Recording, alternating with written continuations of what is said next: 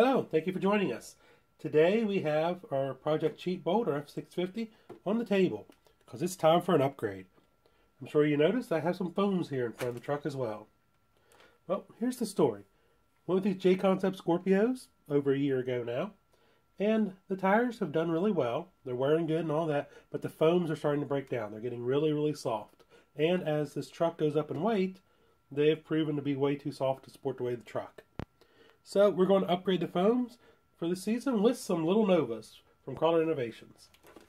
So we're going to go with these medium outers for the front and these firms for the rear. They're the 4.75 inch size with the standard cut inners. Means that the foams in the centers are straight across. They don't have the comp cut grooves. Now, why are they two different sets of foams? Why mediums and why firms?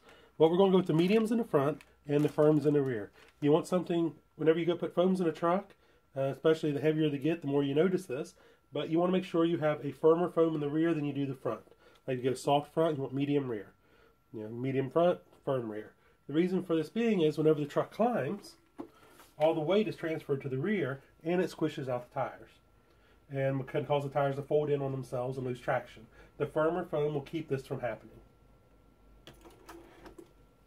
And that's something I've noticed in this truck I've had a problem with is whenever it climbs, is this rear tires, they will collapse in on themselves and wrinkle really bad, and they're just not biting then because the lugs aren't working as they're designed. Now something else you might notice is these foams look way too big to shove in these tires. And that's okay, that's the way they're supposed to be. So what you're really using is this inner foam is what you measure off of for the size of the tire you're using, and the outer foam is what will give the tire its strength and structure. Now, the cool part is these foams are not temperature sensitive. Doesn't matter if you run them below 0 or 100-degree temperatures, they will not change their density due to temperature. Now, one thing about it is if you like running in water, the centers are waterproof, the outers are not. So, just be aware of that. I do like running in water, so over time I will probably have to replace these outers, and that's okay. It's easy enough to do. So, let's take these out of the bag and take a closer look at them. Okay, here we go. We have the foams out to compare them side by side. Now, something I can tell you, just by squeezing them, you can feel a difference in the density of the outer foam. The firm is, of course, much firmer. The inner is a very dense foam. Something you need to be aware of is if you are using wheel weights, you will need to trim the inside of this. Use a Dremel or something of that sort to trim this for your wheel weights. I don't like using wheel weights because you're better off using knuckle weights, axle weights, something like that, just to keep your rotating mass down low. If you have to use wheel weights, instead of that, maybe look at something like beef patties. That way it's smaller and your weight's not as far out off your axle. Personally, I like beef tubes or gunner tubes to get my weight down low. But whatever works for you. And also, as you can tell, see, the foam just stretches over top. They are not glued together. You need to be aware of that. If you get the comp cut ones, they have grooves in them right here. That keeps the foam from sliding back and forwards, but these tires shouldn't be an issue. And also lets the foam collapse down on the tire into the inner foam a little bit better to conform to rocks. Since this is mostly a trail rig, I did not need that, so I did not go with that. Something else too I want to make sure you understand is with these tires, with these foams, you have to have your tires vented. I know some people don't like venting their tires or their rims, but with these you have to have them vented. So I run all my tires vented. Like I said before, I like getting in water and stuff like that, and it helps clean them out, and it just makes the tires work better. Next step is we're going to pull a wheel off and see how hard it is to install these into these tires. Here we have the stock JConcepts foam out, and here is the medium Lil Nova next to it. You can tell there is a size difference, but not much. But the big difference is Lil Nova foam, JConcepts foam. It's a lot softer and squishier. That's something you'll definitely be able to notice out there on the trails. So now our next step is we're going to take this foam and we're going to put it in the front tire here. Something you need to be aware of is you're going to have to work hard to get this foam to fit in the tire. It's because of this closed cell inner. It isn't as forgiving. You can just squish it up into a ball, shove it in, and let it pop out.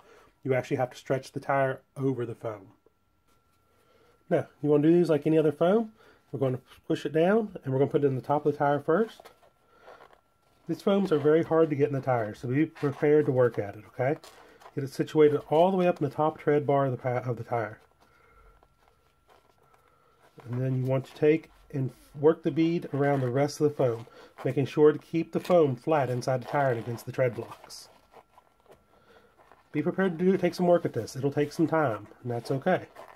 It's better to take your time than have to redo this 3 or 4 times, right?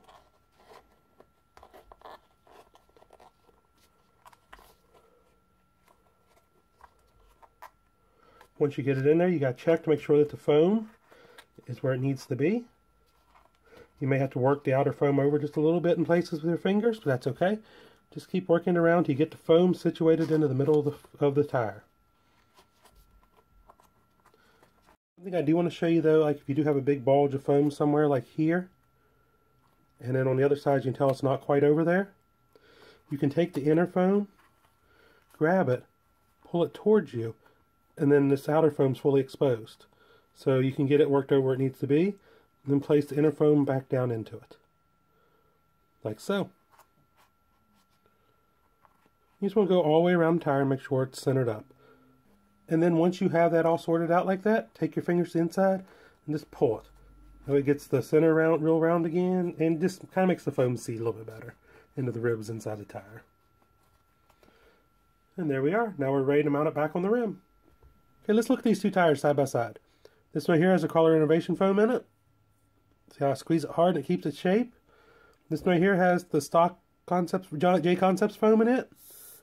And see how it's really soft and collapses easily. Now let's take a look at this. As we push on both tires, notice how the standard foam in this one just collapses, while the closed cell in this one helps keep its shape. It's a big difference there. And I'm pushing a lot harder on this one than I am this one. Now another thing I want to show you here is, let's look at this tire from the side. Like say if you're going side heeling here, notice how the tire bends a little bit. Let's take a look at the standard foam. Notice how it shoves in and rolls over. It really deforms here. Especially look at that. You do not have that with this foam here. So it should perform better out there on the side heels as well, because this way you're actually using a tread to bite instead of using the sidewall here that has no tread at all on it. Okay, so I've got this one done. I got 3 more tires to go, so let's go ahead and do these other tires, get the foams in them, and then get everything mounted back on the truck. Okay, I want to demonstrate something here. I have the Crawler Innovations foam in this tire here, and this one here still has the stock tire in it.